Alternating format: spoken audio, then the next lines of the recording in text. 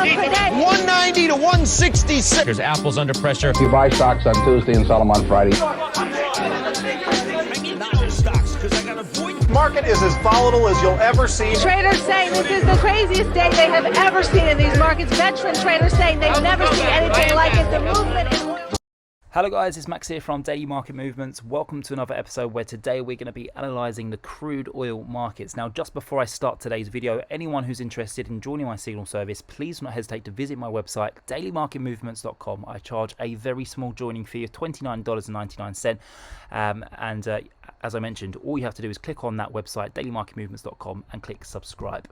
But let's talk about the crude oil markets here, guys. Of course, yesterday we had that explosive movement towards the downside. I predicted this very well since we've broken out that wedge. We went into hit 200-day EMA, as I mentioned, and then I said once we bounced off that area, which I believe would happen, we would likely go and retest the wedge line and then get rejected and then see a follow-through movement. Now, we're currently at that 200-day EMA. We did briefly this morning go down to $93 a barrel. I got very excited, but I'm still expecting a follow-through movement towards the downside. I think that we get a daily close below the 6th of July lows here, and then from that area there, that's where we get that explosive move over the next couple of days towards the downside. But we need a fundamental reason for this to occur, and what a coincidence. We have Joe Biden traveling to Saudi Arabia to ask the Saudi king to increase the global outsupply of crude oil. Now, one thing I keep seeing occur on my YouTube channel is many investors keep messaging me saying, Max, you're wrong, you've got it all wrong, the war between Ukraine and Russia. I understand,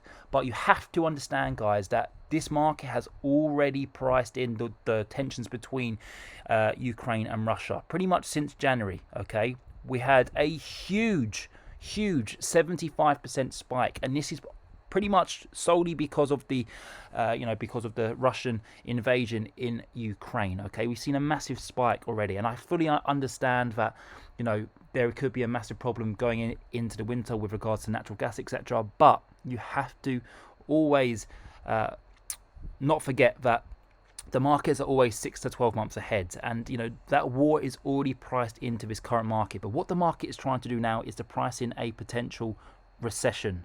And all you have to do, guys, is go back to the 2008 and 2009 financial crisis to see what last happened when we had a recession. And it was this explosive move from $146 a barrel all the way to $33. Now, am I saying this is going to happen again?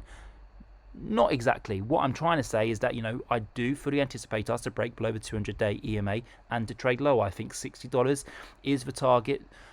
Over the next 12 months, I think that's an area where we will go and target, or you could even argue 70 because that's where the 200-day EMA is, on the weekly chart. So I am bearish in crude oil. I think that it's only a matter of time until we do break below the 50-day EMA on the weekly, and then we go and target the $70 area due to the fact that's where the 200-day EMA is. So no interest in buying here.